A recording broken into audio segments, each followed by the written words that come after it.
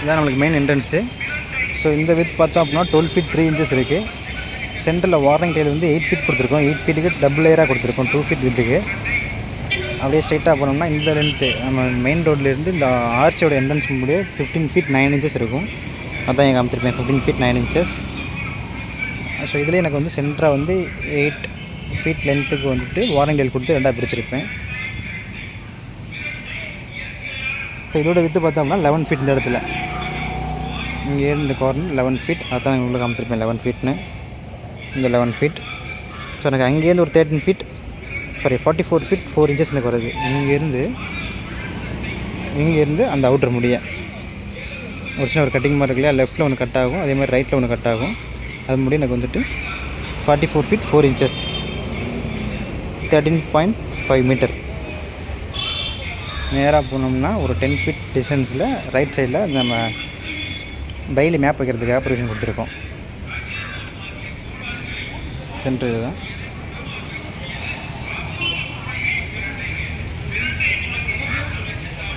நேராக வந்தோம்னா இந்த பாயிண்டில் லெஃப்ட்டில் ஒரு 0.3 meter, ரைட்டில் வந்து ஒரு 0.3 meter.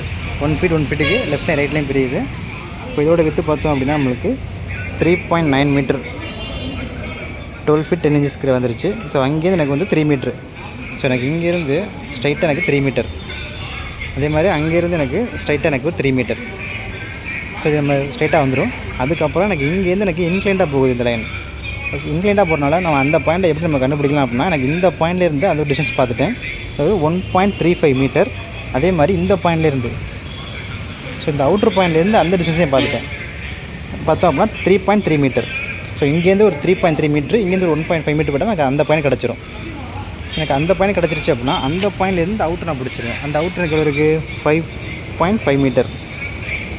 5.5 meter அந்த அவுட்ரு. எனக்கு அந்த அவுட்ரு ஒரு பாயிண்ட் தான் கிடச்சிருக்கு. மறுபடியும் எனக்கு இந்த பாயிண்ட்லேருந்து அந்த பாயிண்ட் நான் பிடிச்சேன் அப்படின்னா எனக்கு வந்துட்டு அந்த பாயிண்ட் எனக்கு கிடச்சிரும். அப்போ அது வந்து எனக்கு 6.3 meter. எனக்கு அந்த பாயிண்ட் எனக்கு கிடச்சிருச்சு. தென் இந்த பாயிண்ட்லேருந்து எனக்கு அந்த பாயிண்ட் வேணும். அப்போ அந்த பாயிண்ட் பார்த்தோம் அப்படின்னா 5.2 meter. இங்கேருந்து அது முடிய 5.2 meter. முன்னே அந்த ஒரு பாயிண்ட் தான் கிடச்சிருக்கு. முன்னே என்ன பண்ணுறேன்னா இந்த பாயிண்ட்லேருந்து அந்த அவுட்லேருந்து அந்த பாயிண்ட் நான் பார்க்குறேன். அந்த பாயிண்ட் பார்த்தோம் அப்படின்னா 7.5 meter. அப்படிங்கும்போது எனக்கு அந்த 2 பாயிண்ட் கிடச்சிருச்சு. ஸோ எனக்கு அந்த பாயிண்ட்டும் கிடச்சிருச்சு, அந்த பாயிண்ட் கிடச்சிருச்சு. இப்போ அங்கேருந்து ஒரு ஆர்க், சென்டர் ஆர்க் கிடச்சா ஈஸியாக வந்துடும். இப்போ இந்த ஸ்டேர் கேஸோட இந்த ரேம்போட வித்து பார்த்தோன்னா 2 meter இருக்குது. எனக்கு அங்கேருந்து இது 2 meter.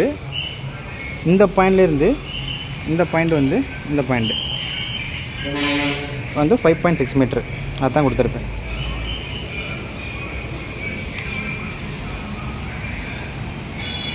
இப்போ எனக்கு அந்த பாயிண்ட் கிடச்சிருச்சு, ப்ளஸ் அந்த பாயிண்ட் கிடச்சிருச்சு. இப்போ இந்த ஆர்க் போடணும். இந்த ஆர்க் போடுறதுக்கு எனக்கு இந்த சென்டர் பாயிண்ட் இருக்கு இல்லையா, இந்த சென்டர்லேருந்து ஸ்ட்ரைட்டாக ஒரு பாயிண்ட் நான் கொடுத்துருக்கேன். அந்த ஸ்ட்ரைட் பாயிண்ட் தான் 7.3 meter. அப்போ எனக்கு இந்த பாயிண்ட்டும் கிடச்சிருச்சு, சென்டர் பாயிண்ட்டும் கிடச்சிருச்சு, இந்த பாயிண்ட்டும் கிடச்சிருச்சு. அப்போ ஆர்க் எடுத்துகிட்டு first point, second point, middle point கொடுத்தோம்னா அந்த ஆர்க் உங்களுக்கு க்ரியேட் ஆயிரும். ஸோ ஏரியா கண்டுபிடிக்கிறது ஈஸியாக கண்டுபிடிச்சிடலாம். இப்போ இதில் பார்த்தோம்னா சென்டரில் வார்னிங், ரைட்டில் திரும்பி அங்கேயும் போகுது.